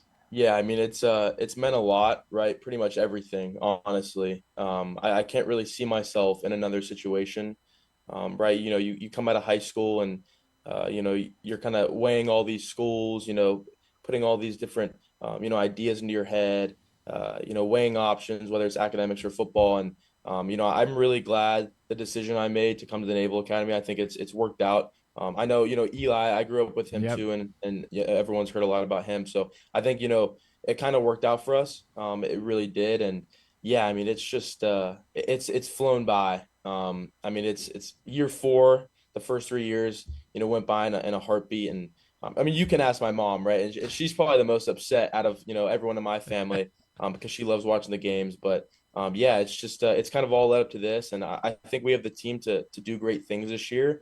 We just have to execute. But yeah, it's super exciting. And I wouldn't want to have it any other way. So can you, because I think a lot of people are familiar with your relationship with Eli, and I know PressBox wrote about it in the print issue this last time around, but doing this with him, both of you contributing the way that you have, like you're not just there for the ride, like you're two of the most important pieces of the team. How do you describe what that part of the experience has meant to you? Yeah, it's just super special. Such a cool story, right? He's someone that I've grown up with, right? I've known him since like the first grade. It's funny, we played youth football, and that's kind of how we connected, right? We were they did like a draft in my youth football league, and we were always 1 and 2 picks, right? So we were never on the same team. So honestly, you could argue we were kind of enemies on the field, right? Pretty big rivals. I don't think it was until maybe 8th grade, middle school year. We were kind of on the same team, and then into high school, we became really, really close friends. And yeah, it's just, it's such a cool story, and I love telling people. I just think it's pretty cool, right? The community we're from is very close knit, so we get a lot of support from the people back home, and people always reach out, coaches, teachers, whoever it is. they're always supporting us. And so I think it's super special in that sense. And also, this is a hard school, as a lot of people know. And it's kind of, he's been a source for me, and I hope I was a source for him to have someone to go to and tell my feelings, tell my problems, whatever it is. But he's definitely been a huge supporting role for me, and my career up until now. So that's awesome, man. It's such a cool story. Alex Tecza is with us here on GCR. Alex, the struggles that you went through at the beginning of your Navy career, right? Not just personally, but obviously as a team. Can you describe in your words what happened last year? What allowed this group to come together the way that it did and have that season? And how do you guys then build off of that to maybe accomplish even bigger things this year? Yeah, I mean, I just think we were sick of losing. I think there was a point where, especially the senior class, I think up until then, they hadn't won many games, to be frank. And I think, they kind of realized they were known as losers, and they needed to turn it around, right? They didn't want to go out and leave that legacy as being losers. So I think, it was a lot to have to do with the leadership the senior class brought. But then you can't deny, what Coach Cronick brought and his staff on the offensive side of the ball. We've always had a stellar defense, and they got after it last year. But, I think Coach Cronick has a very clear vision of what his offense wants to look like. And I think, he knows where to get the ball. He knows how to get playmakers the ball. And we had a lot of playmakers, that's for sure, last year. I think going into this year, right, there's really no reason we shouldn't be as good, if not better, right? We have all these returning guys. I think the schedule lines up perfectly. We have some confidence now behind Coach Cronick in his second year. I just think the puzzle is laid out. The pieces are fit, and we just have to execute. That's really what it comes down to. Obviously, staying healthy is going to be huge, right, with the depth we have. But I think, we just have to execute and play our game and go out there with confidence, right? And, kind of prove that last year wasn't a fluke, right? This is kind of the upwards momentum of Navy football. So you mentioned Coach Cronick. How quickly did you realize that? Like, did you know when he arrived and into the spring, or did it take like a certain game last year for you to be like, oh, right, this all makes sense. This is what this is supposed to be? Yeah, I mean, you never know in spring ball and fall camp, right? Especially with the ones, because it's a lot less live than it would be in a normal game. Yeah, you should look like you know what you're doing. Right? Exactly. Yeah. So it's kind of, you never know. You really don't until that first game hits. And Bucknell was definitely okay. Like, we got something going here. We could be really good, but it's Bucknell, and they play hard and they're a good team. But it's not the teams we're going to play later in the season at that point. And then Temple, we had lost to the last year. Pretty bad, and a heartbreaking loss. That one stung. To beat them was pretty cool, right? Offense was still rolling, so at that point we were like, all right, we just let's see what happens. And then obviously the next week was Memphis, and everyone knows how that went. And that was just kind of an offensive domination. Yep. Pretty much thanks to Blake Horvath. But we all kind of we're doing our job and flying around and having fun. And I think that's the most fun I've ever had in a football game, just watching, those guys run down the field for, 90-yard touchdowns every drive. And I think that's where we were kind of like, yeah, this is the season. Like, we could be great. We could turn this around. So, again, you never know before the season.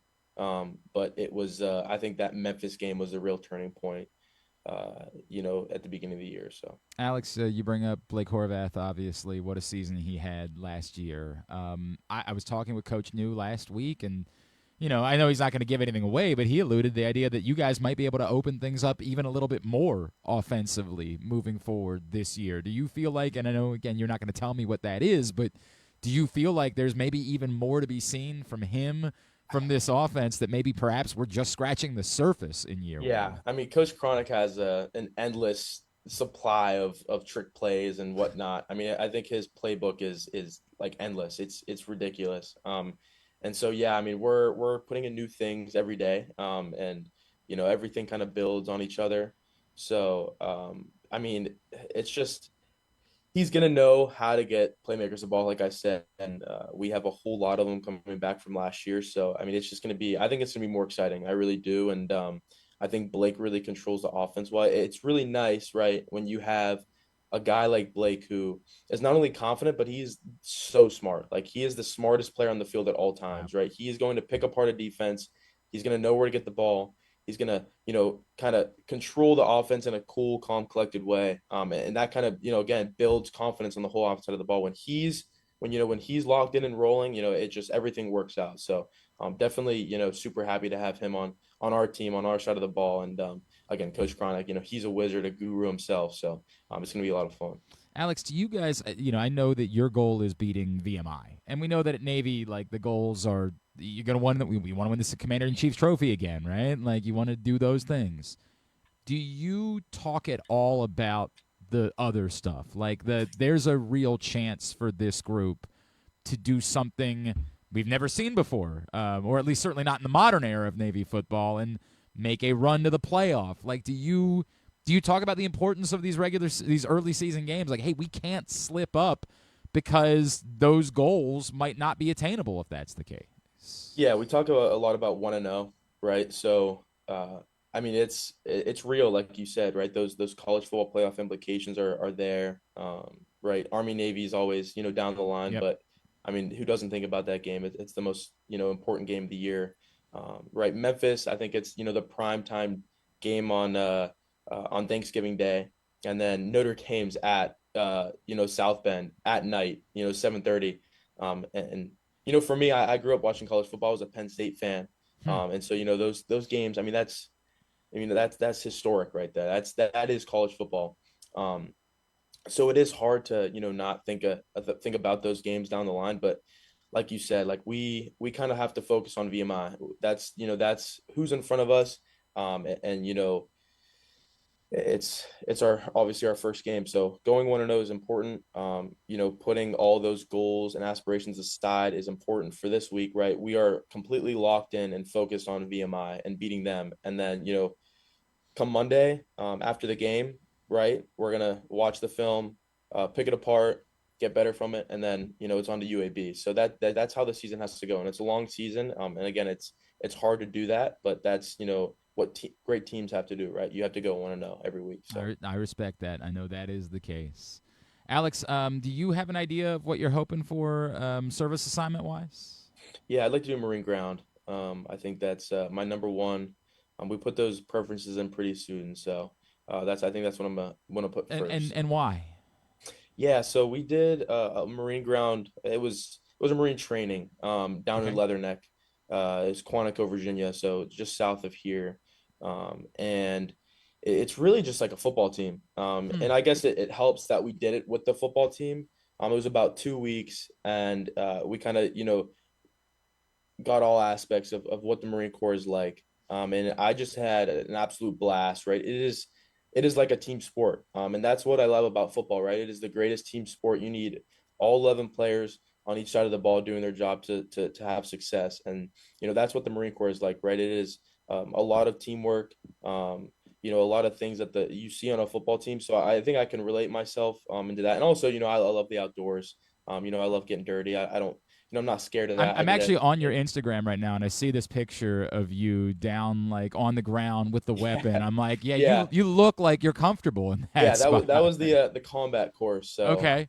It's take because people will never understand this. What does the combat course look like? It's pretty much like a long obstacle course, right? So you start, I don't know, it's probably about maybe a mile. And so we were in groups of 4, right? And security is a huge thing in the Marine Corps, right? Having gear accountability, personnel accountability, and then security. So, right, you're going through this course with 4 people and having perfect security the whole way through. So obviously you think about obstacles, there's, ropes course. There it is. It's everybody can see it. Sorry, Alex. Everybody can see the picture. Yeah, that's cool. That's me. So it's they call it the Quigley, where you're kind of bear crawling through this like murky water, and my uniform still smells to this day from that stuff. Like it's disgusting. And then you're climbing under logs, climbing over logs. But while you're doing that, there's obviously, like I said, 4 people and there's security. So Yeah. they call it buddy rushing. So 2 people will hold security behind you, right, while you go through the obstacle course. And then once they go through that obstacle, they set up security, and the 2 will run through the obstacle. And then they keep doing that. So then they'll run ahead, set security, and then the other 2 will run up. And so you think you get through this obstacle course. There's like probably like 10 obstacles. You think you get it through pretty fast, but no, because you have to stop and then start reset. and stop Yeah. holding security. And then at the end, once you get through the final obstacle, it was like a big pond. You were like neck deep trudging through this mud water. It was disgusting too. They, are firing blanks at you, and you have to buddy rush up to the. It was like an MG. It was huge. It was loud. My ears are still ringing. Oh God! And you had to run up to this and then like set security on that. So it was a lot of fun. Like very intense. Heartbeat was racing, but I thought it was like a movie. Like it's literally like you're in like an old World War II Vietnam movie. It's pretty fun. With respect, I don't think that's how a lot of college football players at other schools spent their summer. I feel no, absolutely not. And that's why it's so special here, is because we got so much closer over those 2 weeks, and you don't see that on a lot of teams, right? We're playing for each other, not ourselves. So did you know that you were built for this before you arrived at Navy, Alex? No, I had no idea. Yeah. I've had family members in the military. My cousin's in the Air Force right now, and he's doing great. But I wasn't sure about the military. I didn't really know what to expect, but I kind of just put that aside. I knew it was a great school. It sets you up for life, and then obviously wanted to play big football. Yep. So I kind of put that military aspect aside. I knew I'd have to do it someday, but it turned out that I love it. I love the lifestyle, and it's a lot of fun. Man, that's awesome. And we truly, people say they thank you for your service, but we mean it. Like, we are so grateful that there are guys like you that are willing to step up and make this sacrifice. But before then, we're grateful that you're going to go out and kick some ass this season and go accomplish some great things. Heck yeah. Alex, remind everybody they can follow you on Twitter and Instagram.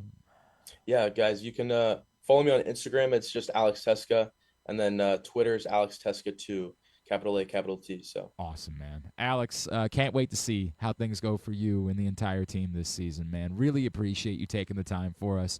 Best of luck, and we will be in touch shortly. All right. Awesome. Thank you very much, Gunn. I appreciate it.